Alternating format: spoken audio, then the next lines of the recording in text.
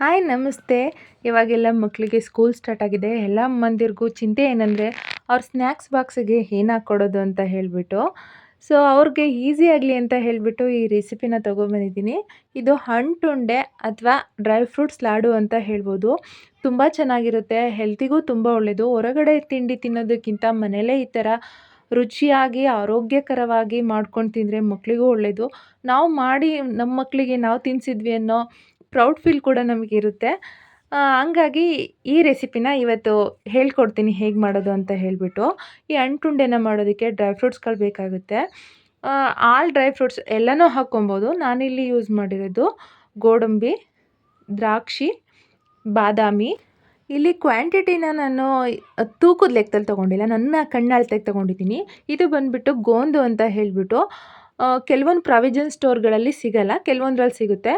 ಗ್ರಂಥಿಗೆ ಅಂಗಡಿಲಿ ಸಿಗುತ್ತೆ, ಕೇಳಿದರೆ ಕೊಡ್ತಾರೆ. ಹೆಲ್ತಿಗೆ ತುಂಬ ಒಳ್ಳೆಯದು, ಬಾಡಿನ ಹೀಟ್ ಆಗಿರೋದನ್ನು ಕೂಲಾಗಿಡುತ್ತೆ. ಇಲ್ಲಿ ಪುಟ್ಟೋಳು ತೊಗೊಂಡಿದ್ದೀನಿ, ಜೊತೆಗೆ ಗಸಗಸೆ ಟೇಸ್ಟಿಗೆ ಚೆನ್ನಾಗಿರಲಿ ಅಂತ ಹೇಳ್ಬಿಟ್ಟು ಒಂದು 4-5 ಏಲಕ್ಕಿ ಕಾಯಿ ತೊಗೊಂಡಿದ್ದೀನಿ. ಟೇಸ್ಟಿಗಷ್ಟೇ, ಆಪ್ಷನ್ನು, ಬೇಕಿದ್ದರೆ ಹಾಕ್ಕೊಬೋದು, ಇಲ್ಲಾಂದರೆ ಬೇಡ.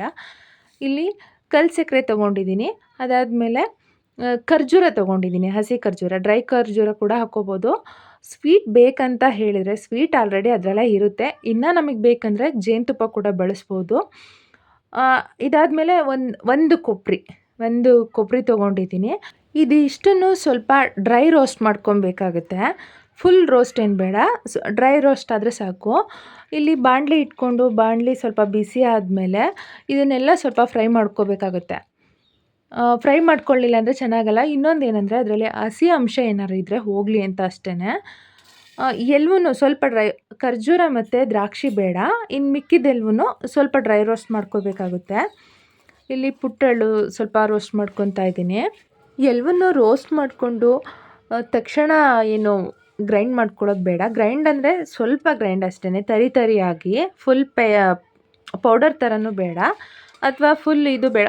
ಉಂಡೆ ಕಟ್ಟೋದಕ್ಕೆ ಚೆನ್ನಾಗುತ್ತೆ ಅಂತ ಹೇಳಿಬಿಟ್ಟು ಸ್ವಲ್ಪ ಹಾರೋದಕ್ಕೆ ಬೇರೆ ಪಾತ್ರೆಗೆ ಹಾಕಿ ಇಟ್ಕೊಬೇಕು. ಎಲ್ಲನೂ ರೋಸ್ಟ್ ಮಾಡ್ಕೊಂಡು ಆದಮೇಲೆ ಒಂದೊಂದಾಗಿಯೇ ಸ್ವಲ್ಪ ತರಿಯಾಗಿ, ಇಲ್ಲಿ ಕಾಣಿಸ್ತಾ ಇದೆಯಲ್ಲ, ಈ ಥರ ತರಿಯಾಗಿ ಮಾಡ್ಕೊಬೇಕು. ಅದು ಕಾಳು ಥರ ಇದ್ರೂ ಕಟ್ಟೋದಕ್ಕೆ ಚೆನ್ನಾಗಲ್ಲ, ಫುಲ್ ಪುಡಿ ಆದ್ರೂ ಚೆನ್ನಾಗಲ್ಲ.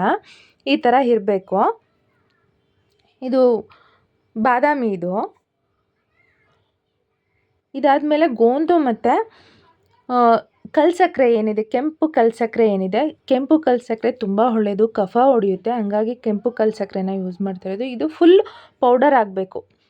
ಇದೆರಡು ಮಾತ್ರ ಫುಲ್ ಪೌಡರ್ ಆಗಬೇಕು. ಅದು ಬಾಯಿಗೆ ಸಿಕ್ಕಿದರೆ ಚೆನ್ನಾಗಲ್ಲ. ಗೋಂದು ಫುಲ್ ಅಂಟಂಟು ಕಡಿಯೋಕ್ಕಾಗಲ್ಲ, ಅಂಟಂಟಾಗುತ್ತೆ.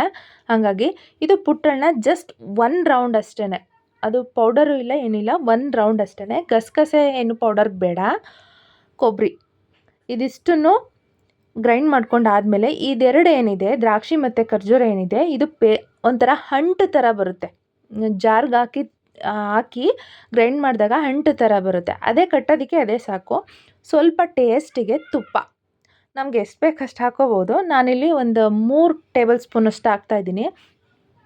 ಎಲ್ಲವನ್ನೂ ಒಂದು ಪಾತ್ರೆಗೆ ಹಾಕ್ಕೊಂಡು ಚೆನ್ನಾಗಿ ಮಿಕ್ಸ್ ಮಾಡಬೇಕು. ನಾವೇನು ತರಿಯಾಗಿ ಏನು ರುಬ್ಕೊಂಡಿದ್ದೀವಿ ಅದೆಲ್ಲ ಚೆನ್ನಾಗಿ ಮಿಕ್ಸ್ ಆಗಬೇಕು. ಚೆನ್ನಾಗಿ ಕಲಸಿ ಇದಕ್ಕೆ ಕಡಲೆ ಬೀಜನ ರೋಸ್ಟ್ ಮಾಡಿ ಹಾಕ್ಕೊಬೋದು. ಜೊತೆಗೆ ಮಕ್ಕನ ಅಂತ ಬರುತ್ತೆ, ಅದು ಕೂಡ ಹೆಲ್ತಿಗೆ ತುಂಬ ಒಳ್ಳೆಯದು, ಅದನ್ನು ಹಾಕ್ಕೊಬೋದು. ನಮ್ಮ ಮನೇಲಿ ಇರಲಿಲ್ಲ, ಖಾಲಿಯಾಗಿತ್ತು, ಹಂಗಾಗಿ ನಾನು ಹಾಕಿಲ್ಲ. ಸೊ ಎಲ್ಲ ಚೆನ್ನಾಗಿ ಮಿಕ್ಸ್ ಆದಮೇಲೆ ಈ ಥರ ಕೈಯಲ್ಲಿ ಕಟ್ಟಿದ್ರೆ ಉಂಡೆ ಆಗಿ ಬರುತ್ತೆ. ಆ ಹದದಲ್ಲಿರಬೇಕು, ಇಲ್ಲಾಂದರೆ ಕಟ್ಟೋದಕ್ಕೆ ಚೆನ್ನಾಗಾಗಲ್ಲ. ಕಟ್ಟಿ ನಾವು ರವೆ ಉಂಡೆ ಮತ್ತು ಅಸಕ್ಕಿ ಟಮಟ ಎಲ್ಲ ಏನು ಮಾಡ್ತೀವಿ ಉಂಡೆಗಳಾಗಿ, ಅದು ಸ್ವಲ್ಪ ದೊಡ್ಡದಿರುತ್ತೆ. ಇದು ಪುಟ್ಟದಾಗಿ ಮಾಡಿ ಈ ಥರ ಇಟ್ಕೊಂಡ್ರೆ, ಒಂದು ಬಾಕ್ಸಲ್ಲಿ ಹಾಕಿ ಇಟ್ಕೊಂಡ್ರೆ ತುಂಬ ಚೆನ್ನಾಗಿರುತ್ತೆ. ಹೆಲ್ತಿಗೂ ಕೂಡ ತುಂಬ ಒಳ್ಳೆಯದು. ಡೈಲಿ ಮಕ್ಕಳಿಗೂ ಸ್ಕೂಲಿಗೆ ಕೊಟ್ಟು ಕಳಿಸ್ಬೋದು. Thank you for watching.